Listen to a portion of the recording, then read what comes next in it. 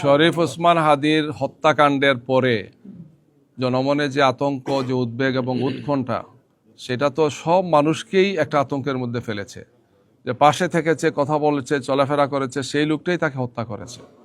স্বাভাবিকভাবেই যে কোনো একজন সচেতন মানুষের মধ্যে তো কিছু বেদনা, কষ্ট আসবেই। তিনিও তো আতঙ্কের মধ্যে থাকবেন। যেখানে আমাদের 300 প্রার্থী কাজ করছেন, ময়দানে দৌড়াদৌড়ি করছেন, দিন রাত একাকার করছেন।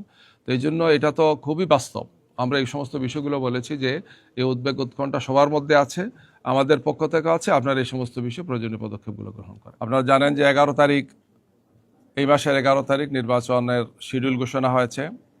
ঘোষণার পরপরই আমরা আমাদের পক্ষ থেকে আমাদের আমিরে জামাত ডাক্তার শফিকুর রহমান সাহেবের নির্দেশনায় এবং আচরণ বিধি মোতাবেক আমরা নিজেরাই নির্বাচনে যে সমস্ত প্রচার প্রকাশনা সামগ্রীগুলো ছিল, অর্থাৎ পোস্টার, ব্যানার, ফেস্টুন, বিলবোর্ড, আমরা নিজেরাই 48 ঘন্টার মধ্যে নিজেরাই সরিয়েছি। বাস্তবে আরও কম সময় আমরা সরিয়েছি, তারপরও সব মিলে পুরো দেশে আমরা নিজেরা এটা সরিয়েছি। এবং আমাদের এটাই ছিল প্রত্যাশা যে যেহেতু আগামী ত্রয়োদশ জাতীয় সংসদ নির্বাচন একটি খুবই গুরুত্বপূর্ণ নির্বাচন, জাতির প্রত্যাশা, এই নির্বাচন যাতে ফ্রি, ফেয়ার এবং ক্রেডিবল হয়, এখানে আমাদের পক্ষ থেকে যাতে কোনো ধরনের ত্রুটি না থাকে।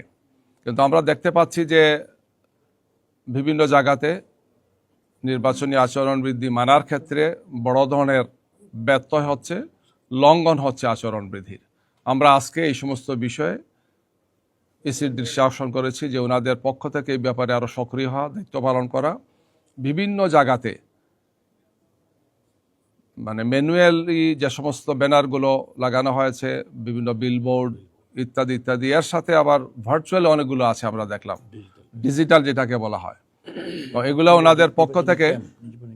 ওনাদের পক্ষ থেকে যাতে অপসারণ হয় এবং একটি লেভেল প্লেইং ফিল্ড নিশ্চিত করার জন্য এই সমস্ত বিষয় আমরা ওনাদের দৃষ্টি আকর্ষণ করেছি। নির্বাচনী ক্যাম্পও কোনো কোনো জায়গায় আমরা বলেছি হয়েছে, তো ওনারা এগুলো নোট নিয়েছেন এবং এই ব্যাপারে প্রয়োজনীয় পদক্ষেপ ওনারা গ্রহণ করবেন, তারা বলেছেন। গিয়ে বড় একটি দলের পক্ষ থেকে বিভিন্ন ধরনের কার্ড আপনারা দেখেছেন, হয়তো আমরা সাংবাদিক বন্ধুদের মাধ্যমেই দেখেছি, ওনারা বিভিন্ন ধরনের ওয়াদা করছেন যে আমরা এত লক্ষ, এত কোটি কার্ড দিব, এক একটা কার্ডে এত হাজার, এত লাখ টাকা পাবেন, এই ধরনের অনেকগুলো ওয়াদা করছেন, যেটা নির্বাচন বিধির অর্থাৎ আচরণ বিধির সুনির্দিষ্ট খেলাফ আমরা বলেছি। এই ব্যাপারে ওনাদেরকে পদক্ষেপ নেওয়ার জন্য আমরা বলেছি। অর্থাৎ যেখানেই যতটুকু আচরণ বিধি লঙ্ঘিত হচ্ছে আমরা তাদের দৃষ্টি আকর্ষণে এনেছি, বলছি যে এগুলো তাৎক্ষণিকভাবে ওনারা যাতে ব্যবস্থা নেন।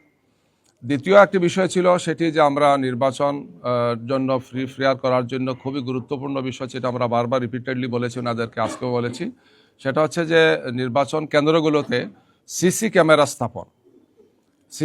স্থাপন না হলে আমরা মনে করি যে সন্ত্রাসীরা এবং যারা উদ্দেশ্য যাদের অসৎ থাকবে, তারা নির্বাচনকে ভণ্ডুল করার জন্য, বানচাল করার জন্য একটা বড় ধরনের সুযোগ পেয়ে যাবে।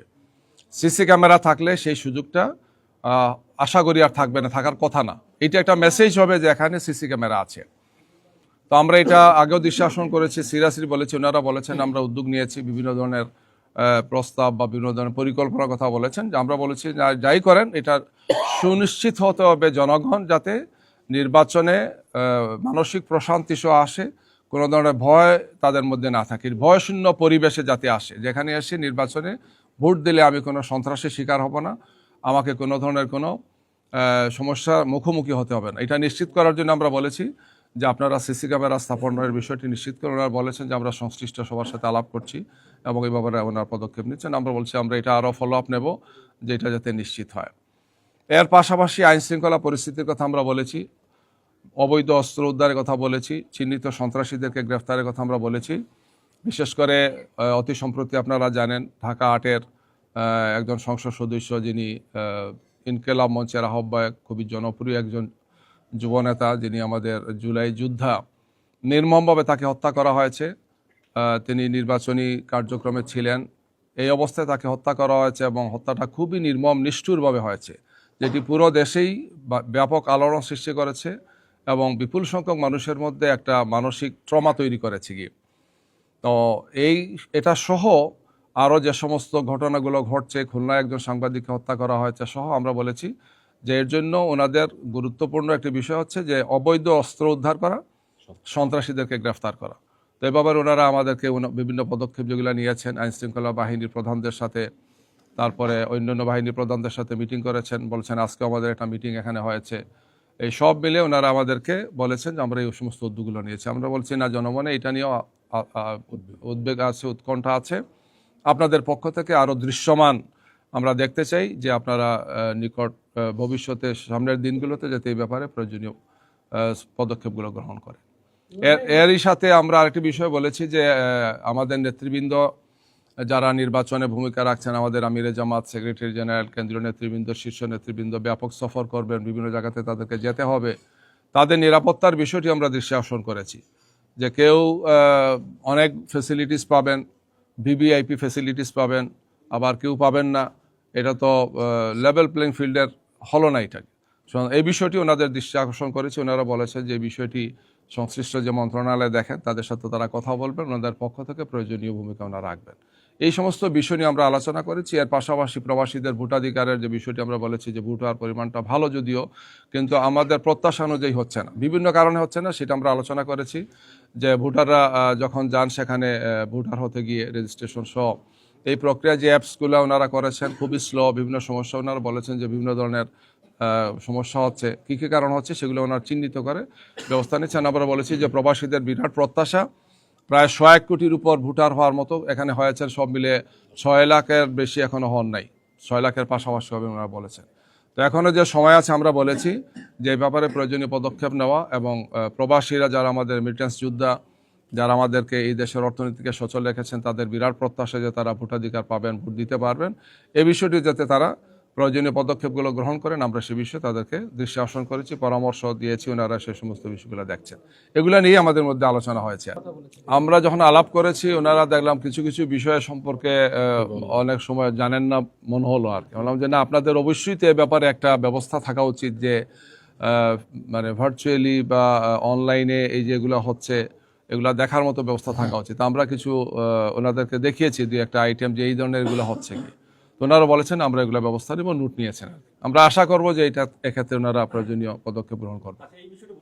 আমরা সবগুলো বিষয়ে দৃষ্টি আকর্ষণ করেছি। এর মধ্যে এটা বলেছি যে আচরণ বিধিতে যা আছে আমাদের পক্ষ থেকে আমরা প্রথম দিন থেকেই সচেতন আছি, আমরা সচেতন থাকবো ইনশাল্লাহ। কোনো দল যদি করে এটার দায়িত্ব হচ্ছে ইসি তো নিরপেক্ষ, ওনারা দেখবেন যে কোন দল কি করে না করে, আচরণবিধি লঙ্ঘন হচ্ছে কিনা, দায়িত্বটা ওনাদের। আমরা এই বিষয়ে ওনাদের দৃষ্টি আকর্ষণ করেছি। এই বিষয়ে যে আচরণবিধি যাতে লঙ্ঘন না হয়, এই বিষয়ে বিদ্যমান আইনে যা আছে এই সমস্ত বিষয়গুলোকে যথাযথভাবে যাতে তারা প্রয়োগ করেন, এই বিষয়ে আমরা তাদের সাথে কথা বলেছি, দৃষ্টি আকর্ষণ করেছি, পরামর্শ দিয়েছি তাদেরকে।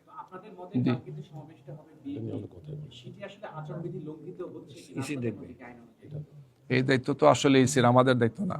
আমাদের দায়িত্ব হচ্ছে আমরা বলবো যে আচরণ বৃদ্ধি দেখার বিষয়টি হচ্ছে ইসির দায়িত্ব, এটা কোনো দলের না। তো এই বিষয়ে আমরা ওনাদেরকে বলেছি যে এই ধরনের এই ঘটনা না আরও যদি কিছু হয়ে থাকে, যে কোনো বিষয়ে ওনারা যাতে তাৎক্ষণিক পদক্ষেপ নেন, বা ওনাদের পক্ষ থেকে আমরা দৃশ্যমান কিছু দেখতে চাই। দেশবাসী বুঝতে চাই যে ইসি অ্যাক্টিভ আছেন, সক্রিয় আছেন, এবং জনগণের পক্ষ থেকে একটি সুন্দর সুষ্ঠু নির্বাচনের জন্য যে ধরনের পরিবেশ রাখা উচিত সে বিষয়টি ওনারা এনশিওর করবেন। শরীফ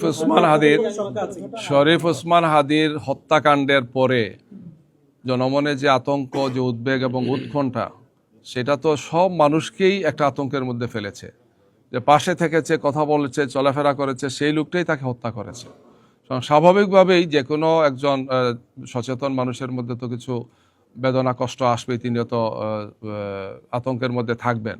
যেখানে আমাদের 300 প্রার্থী কাজ করছেন, ময়দানে দৌড়াদৌড়ি করছেন, দিন রাত একাকার করছেন। তো এই জন্য এটা তো খুবই বাস্তব। আমরা এই সমস্ত বিষয়গুলো বলেছি যে এই উদ্বেগ উৎকণ্ঠা সবার মধ্যে আছে, আমাদের পক্ষ থেকে আছে, আপনার এই সমস্ত বিষয়ে প্রয়োজনীয় পদক্ষেপগুলো গ্রহণ করেন। আমরা এখনও দৃঢ়ভাবে বিশ্বাস করতে চাই যে ইসি এক্ষেত্রে যে ভূমিকা রাখছেন, আমরা যে সমস্ত বিষয়ে পরামর্শ দিয়েছি, দৃষ্টি আকর্ষণ করেছি, এটাকে এনশিওর করা উচিত। জনমনে যাতে আস্থা থাকে যে 12 তারিখের নির্বাচনটা সুষ্ঠু, সুন্দর এবং সব দিক থেকে একটা উৎসবমূলক নির্বাচন হবে, আমরা এখন আস্থা রাখতে চাই। আমরা যে পিটিশনটা দিয়েছি বিভাগীয় কমিশনার, যিনি ঢাকা জেলার রিটার্নিং অফিসার, তাকে আমরা এটা আশ্বস্ত করেছি, ইসিকে আশ্বস্ত করেছি যে আমাদের এটা হচ্ছে জনমনে এই যে উদ্বেগ উৎকণ্ঠা দূর করার জন্য একটি সামাজিক সচেতনতা বৃদ্ধির জন্য, সৃষ্টির জন্য আমাদের উদ্যোগটা। এবং আমরা আচরণবিধি মেনে, আচরণবিধি লঙ্ঘন হয় না, এই সমস্ত বিষয়কে আমরা সামনে রেখেই আমরা এই জনসভাটি করব। এই ব্যাপারে আমরা পিটিশনটাও দিয়েছি, ওনাদের সাথে এটা আলোচনা করেছি। এই যে বললাম ওসমান হাদির হত্যাকাণ্ড সহ যা হচ্ছে এগুলো মিলে তো উদ্বেগের অনেকগুলো কারণ আছে, এটা নিয়ে আজকে আমাদের এখানে আসা। এই জন্য আমরা বলেছি যে অবৈধ অস্ত্র উদ্ধার, সন্ত্রাসীদের গ্রেফতার সহ প্রশাসনের যাদের সাথে মিটিং করেছেন তাদেরকে অ্যাক্টিভ করা, যে সিরিয়াসলি মনিটরিং করা, যতদিন যাবে তত তো আশঙ্কার দিকটা আসতে পারে, যদি নির্বাচন যত ঘনিয়ে আসে সাধারণত তত বেশি উদ্বেগ থাকে আর কি। তো এই সব মিলে ওনারা যাতে এই ব্যাপারে দায়িত্ব পালন করেন আমরা সেটা পরামর্শ দিয়েছি, নিঃশাসন তাদেরকে করেছি।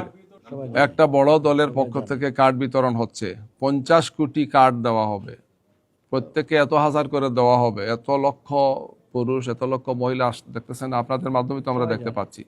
তো এই সমস্ত বিষয় নিয়ে আমরা তাদেরকে বলেছি যে আপনারা এগুলো একটু আল্লাহর রাস্তায় দেখেন, খোঁজখবর রাখেন, প্রয়োজনীয় ব্যবস্থা গ্রহণ করেন। এটা আপনারাও জানেন, আমরাও জানি সবাই মিলে। জি সবাই জানেন। জি, আর কিছু না থাকলে আমরা শেষ করতে পারি। সবাইকে ধন্যবাদ। আমাদের বক্তব্য তো আমরা রেখেছি, আমরা কি কি বিষয়ে আলোচনা করেছি সেটা এখানে বলেছি। সবাইকে ধন্যবাদ। সালাম আলাইকুম।